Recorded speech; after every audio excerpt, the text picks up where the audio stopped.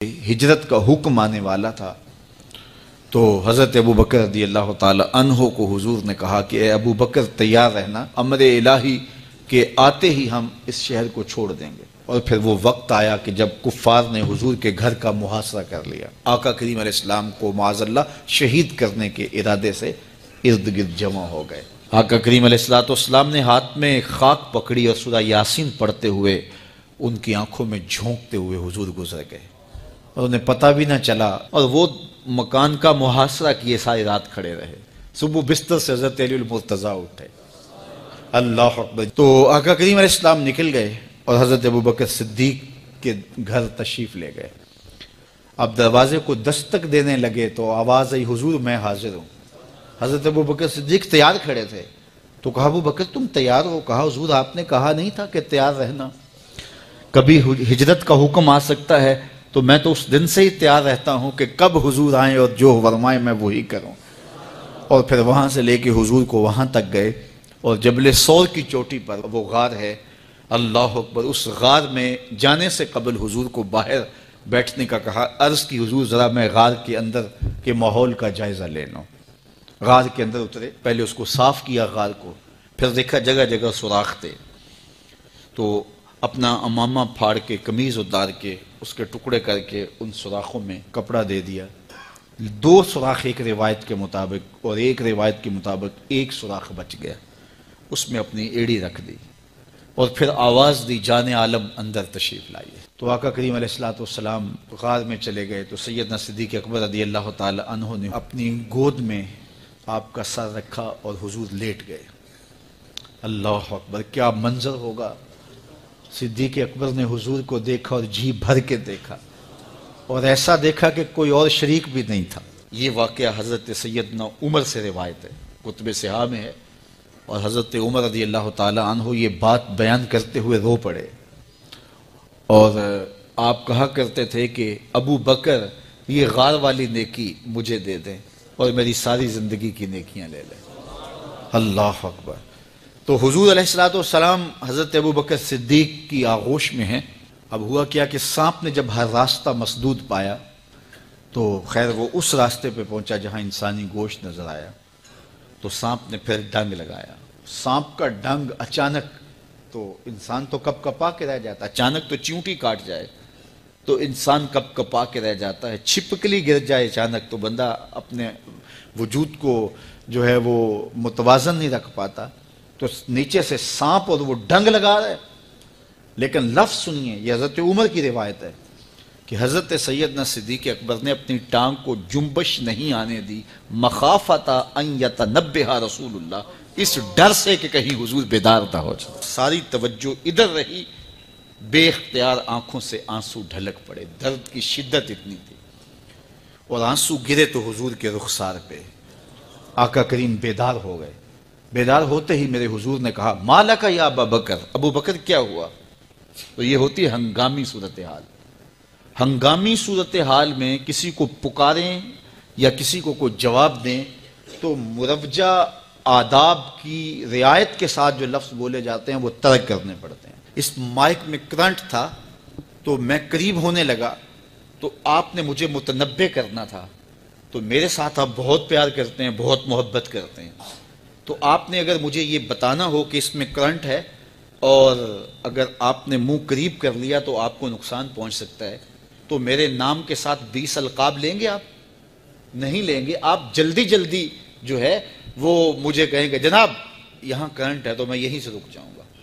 یہ تو ہے کہ آپ میرے لیے کر رہے ہیں، اور اپنے لیے کسی کو پکاریں تو پھر بھی یہی بات ہے۔ اللہ اکبر۔ اب حضور نے جب کہا نا ما لک یا ابا بکر، ابو بکر کیا ہوا، تو اب ہنگامی صورتحال تھی نا، تو فوراً کہتے لدغتو، ڈسا گیا مجھے سانپ نے ڈس لیا، فوراً یہ کہتے نا۔ لیکن حضرت ابو بکر تیری محبت پہ قربان، کائنات میں آپ نے ایسا عاشق نہیں دیکھا ہوگا، سانپ ڈنگ پہ ڈنگ لگا رہا ہے اور ٹانگ شل ہو گئی ہے، زہر سرایت کر گیا ہے۔ حضرت ابو بکر نے جواب دیا، لدغتو فداکا امی و ابی یا رسول اللہ، حضور میری ماں بھی آپ کے قدموں پہ قربان، میرا باپ بھی آپ کی راہوں پہ نچھاور، مجھے سانپ نے ڈس لیا ہے۔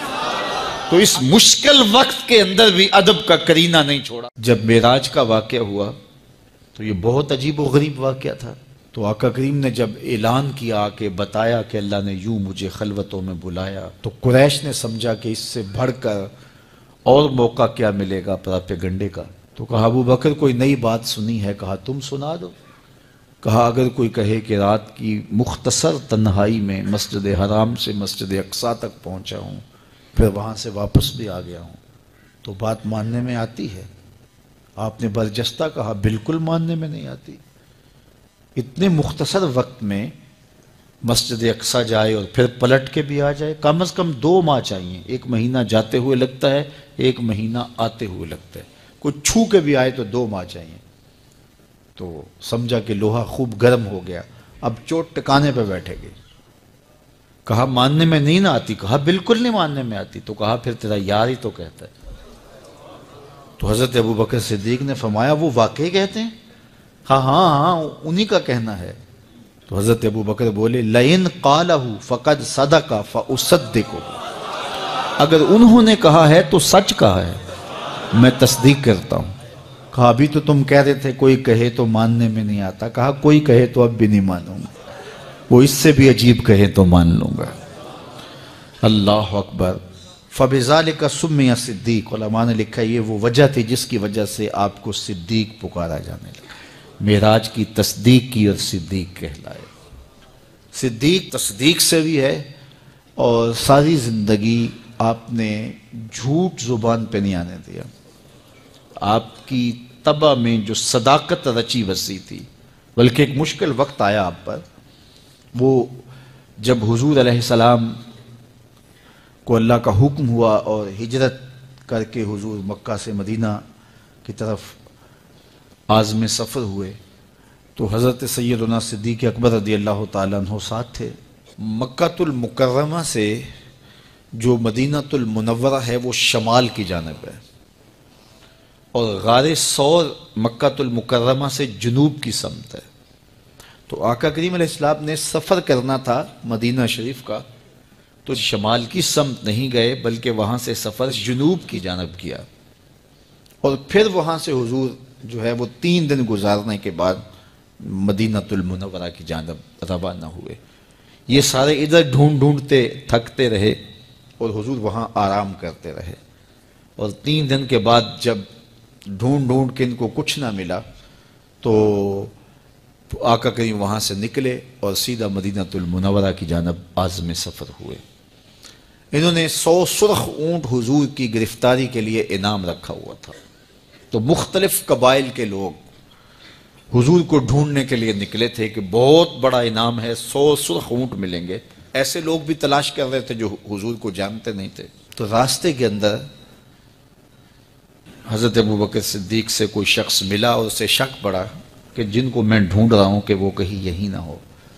تو اس نے حضرت ابو بکر صدیق سے پوچھا آپ کا نام؟ تو انہوں نے کہا میرا نام عبداللہ ہے، ابو بکر ہوں۔ تو اس نے پھر حضور کا پوچھا۔ اب حضور کو وہ ڈھونڈ رہے ہیں۔ آج امتحان آیا نا، صدیق اکبر کی صداقت کا امتحان آ گیا اور عشق کا امتحان آ گیا۔ اگر کہیں یہ حضور ہیں تو عشق گوارا نہیں کرتا کہ یہ گرفتاری عمل میں آئے، اور اگر کہیں کہ یہ حضور نہیں ہیں تو ابو بکر صدیق کیسے رہیں گے؟ آج کل تو وہ سڑکیں بن گئی ہیں اور سائن لگے ہوئے ہیں، آپ اکیلے یہاں سے نکلیں تو جہاں جانا چاہیں خود جا سکتے ہیں۔ اس وقت تو پہاڑی راستے ہوتے تھے، یا تو لوگ قافلوں کے ساتھ چلتے تھے، اور اگر کسی کو ہنگامی طور پہ اکیلے جانا پڑتا تو وہ گائیڈ ساتھ لیتا جو راستے بتاتا۔ اس کو عربی میں ہادی کہتے ہیں، ہادی، رہنما، گائیڈ جو راستہ بتاتا۔ تو حضرت ابو بکر صدیق سے اس نے پوچھا یہ کون ہے آپ کے ساتھ؟ تو حضرت ابو بکر صدیق بولے ھذا ہادی یہدینی الی صراط المستقیم، یہ میرا ہادی ہے جو مجھے سیدھی راہ پہ چلا رہا ہے۔ تو وہ سمجھا یہ وہ والا ہادی ہے، لیکن حضرت ابو بکر صدیق دل و قلب و نگاہ کا مرشد قرار دے۔ جب حالات بہت کٹھن ہو گئے مکہ المکرمہ کے اور اللہ کی طرف سے ہجرت کا حکم آنے والا تھا، تو حضرت ابو بکر رضی اللہ تعالی عنہ کو حضور نے کہا کہ اے ابو بکر تیار رہنا، امر الہی کے آتے ہی ہم اس شہر کو چھوڑ دیں گے۔ اور پھر وہ وقت آیا کہ جب کفار نے حضور کے گھر کا محاصرہ کر لیا، آقا کریم علیہ السلام کو معاذ اللہ شہید کرنے کے ارادے سے ارد گرد جمع ہو گئے۔ آقا کریم علیہ السلام نے ہاتھ میں خاک پکڑی اور سورہ یاسین پڑھتے ہوئے ان کی آنکھوں میں جھونکتے ہوئے حضور گزر گئے اور انہیں پتہ بھی نہ چلا، اور وہ مکان کا محاصرہ کیے ساری رات کھڑے رہے۔ صبح بستر سے حضرت علی المرتضیٰ اٹھے، اللہ اکبر۔ تو آقا کریم علیہ السلام نکل گئے اور حضرت ابوبکر صدیق کے گھر تشریف لے گئے۔ اب دروازے کو دستک دینے لگے تو آواز آئی، حضور میں حاضر ہوں۔ حضرت ابوبکر صدیق تیار کھڑے تھے، تو کہا ابوبکر تم تیار ہو؟ کہا حضور آپ نے کہا